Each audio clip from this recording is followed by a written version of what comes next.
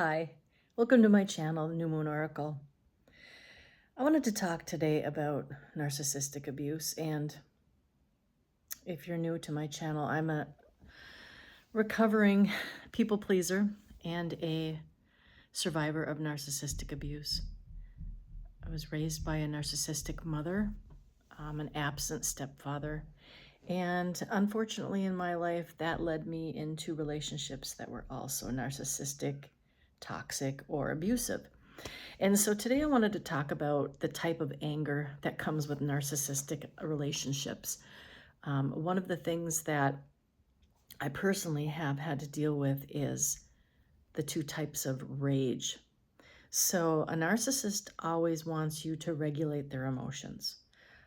That's why they don't want you to have your own opinion. They don't want to hear your point of view. They don't want to hear problems with the relationship. They don't want to hear the problems that you have. All they want you to do is to regulate their moods. If they're in a bad mood, you're supposed to make them feel better. If something bad happens in their life, you're supposed to make it better.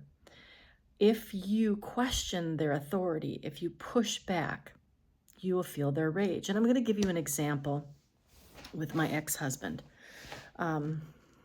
If you've been on my channel before, you know that I've been married 3 times, and it's been a lifelong journey of trying to understand why I was married 3 times and why I kept attracting these narcissists. But that's another video.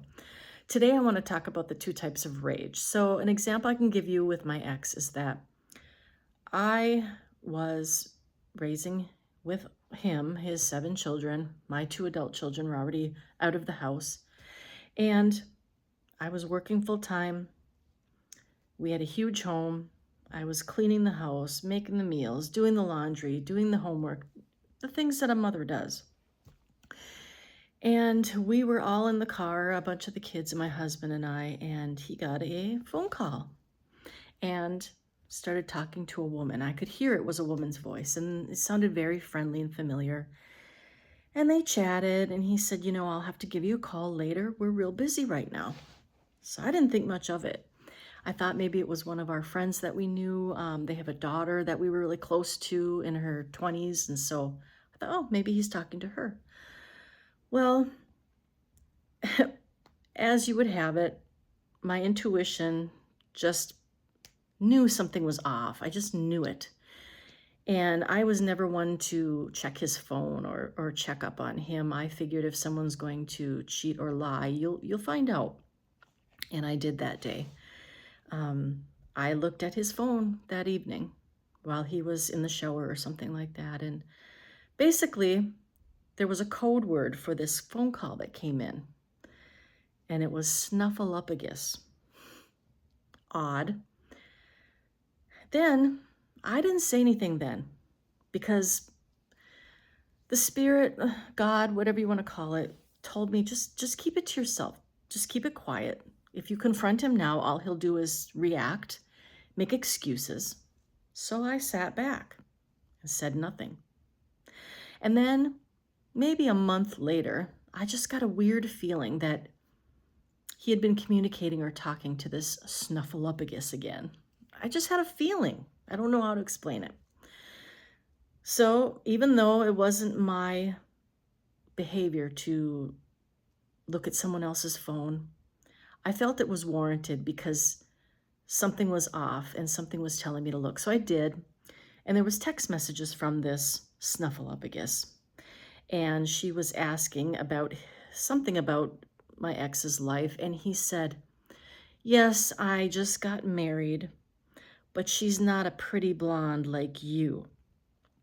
And then she responded with some kind of remark about, well, I hope you're happy and I hope everything works out. And he sent an emoji with the eye roll. This is literally, I'm going to say 3-4 days after we got married. So I confronted him. I stopped him and I turned off the television and I made him talk to me. And I said, listen, who's snuffleupagus? And how dare you tell another woman that she's a pretty blonde when you just married me and I'm the one raising your kids, doing their homework, doing the laundry. And his reaction was so calm and passive. But what he said was like throwing daggers. Because he looked at me and he said, some of us aren't like you, who could just cut people off when they're done with them. And I said, no, I have friends, male friends, that I had long before I ever met you. And I'm still friends with them, but I don't tell them that they're good looking. And I don't roll my eyes when they say congratulations on your wedding. And we left it at that. And I told him, I said, I'm extremely hurt. I feel like you violated our marriage. We just got married. And this isn't right. And I'm not letting this go. And the ramifications of that comment were so harsh. He didn't hit me. He didn't throw things. He didn't make a scene. But what he did in the next probably month was completely torture me on an emotional level. And this is what I want to talk about with the narcissistic rage. There's two types of narcissistic rage that I've dealt with. There could be more. I'm not a psychiatrist, but this is what I've dealt with. Either they explode with rage, hit you, scream, yell, and just make life very scary. Or they do what my ex-husband liked to do, and that was to slowly degrade and embarrass and humiliate. There's actually a humiliation ritual that narcissistic people do, but I'll address that in another video.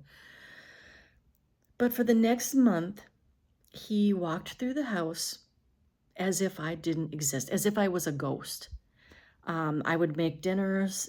Everyone would sit down for dinner. He would talk to the other children. He'd even talk to our pets. But he would literally walk past me as if I wasn't there. I served him a plate and handed it to him, and he ignored it, got up, made his own plate. One morning when I was getting our youngest son, my stepson, ready for school, and he was about 7 or 8, I guess, he wouldn't talk to me. And then the other kids started not talking to me. So here he was abusing these children by having them play along with his little narcissistic game, the passive-aggressive game.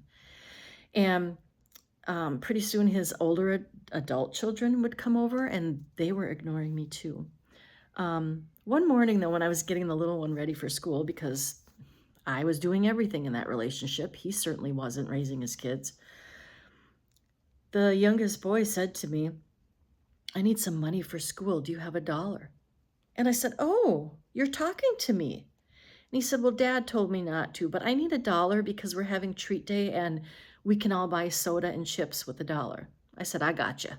And I got him $1 and I sent him off to school. So, my point here is that narcissists, they're evil. And don't believe for a moment that it's just somebody who's upset and it's a relationship hiccup and that you can fix them or heal this. There's no healing this. These people maliciously, intentionally will torture you until you realize that you've crossed them and don't you dare do it again. This went on for weeks. Weeks. And the humiliation and the degradation of it is so hurtful. And I tried to tell people in my life that this happened, and I was told things. And now I got to remind you that the people I'm telling are all part of this network, right? So I'm looking for someone to say, oh, wow, that he shouldn't do that. Or, wow, I can't believe he did that. Or some sort of resemblance of some pity or some empathy for my situation. But instead, what I was told is, he's got it rough. He's got 7 kids and he's got to go to work, and, excuses after excuse. Now, the other type of rage that I've dealt with is the explosive rage. And that is something that I've seen in relationships and I saw with my own parents. Now, my own parents did the passive-aggressive rage as well, but I saw a lot more of the explosive rage as I was growing up. Some of the, you, for example, spill something at the dinner table, and pretty soon things are flying, people are screaming. You're sent up to your room with a cold plate, and they sit you down and say, you eat this food, or you're getting this, or that. But I think for me, the passive aggressive was harder to deal with because it was covert and it was manipulative and it was something I couldn't prove. I couldn't show anyone a bruise. I couldn't show anyone broken dishes or give witness, like the children saw you hit me or anything like that. No, no, no, no. It was all very calculated and meticulous in a way that wouldn't allow me to prove to anyone else that it was happening. And that's part of the gaslighting too, the whole control and manipulation and the twisting of your reality. So I just wanted to talk about that today because I think it's important for you to understand that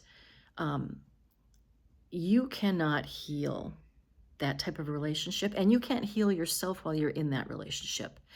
It is almost impossible to work on yourself as a human being, to get over the things that brought you to this relationship, that caused you to be with a person like this, because you are constantly being groomed and manipulated and tortured slowly. I like to think of it as like a death by 1,000 cuts. It slowly erodes who you are, and it takes away your self-esteem. And on top of that, let's not forget that he literally used his own flesh and blood, his own children, to manipulate me. And the ramifications of what it has done to those children, I saw it with my own eyes, and I can only imagine where they're at in this point in their life. So if you can resonate with this, I hope that this story helps you to understand, if you're going through something like this, to understand that don't do what I did. I kept trying to rationalize and reason through and make excuses for and, try to understand why someone would behave this way. And I think it's my inquisitive nature. I love people, and I'm always fascinated by why people do things and what drives them to do it. But what I came to realize is there's no fixing some people, and they will bring you down to their level just so that they don't have to be there alone. They will cut you and use you up quicker than you'll ever be able to get out of it. So if this resonates with you, if you feel like this is something you understand, please like my video, please subscribe. My point is to get out to the world the things that I've had to deal with for the last 50 years, in the hopes that someone else can hear this and maybe it will ring true for you. I hope not. I hope you don't go through this, but if you do, I just want to build a community where we can help each other. When I was going through this, I had nobody. I tried to share this with family. They thought it was crazy. I tried to share it with friends. They would tell me I'm being too picky. Men have a lot on their shoulders. I just got fed this bullshit. And that just reinforced the abuse and reinforced my idea that I was not worthy. I was not enough. I wasn't working hard enough at the relationship. I wasn't being a good enough wife. And so I hope that you don't have to spend your lifetime cycling through these types of relationships over and over and over to learn what I had to learn in 50 years. I hope you can learn it sooner.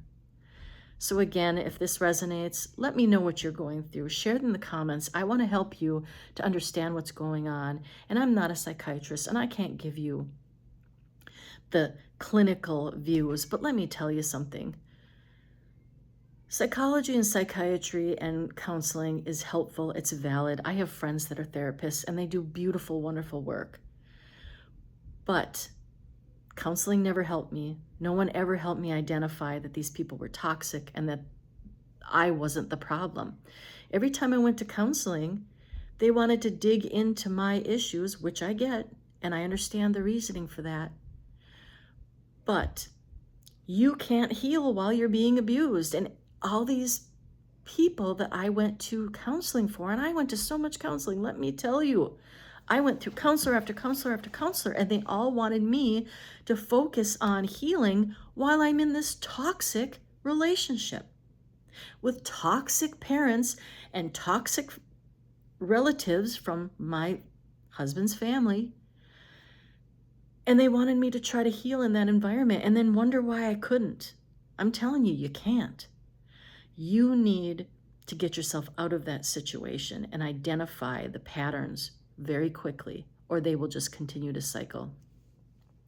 Thank you for listening to my story. I hope it helps you. And I just want to remind you that you need to really take a hard look at red flags and things that are making you feel uncomfortable and really sit with them. And that's hard to do. But guess what? I love you, and it's time for you to love you. Thanks.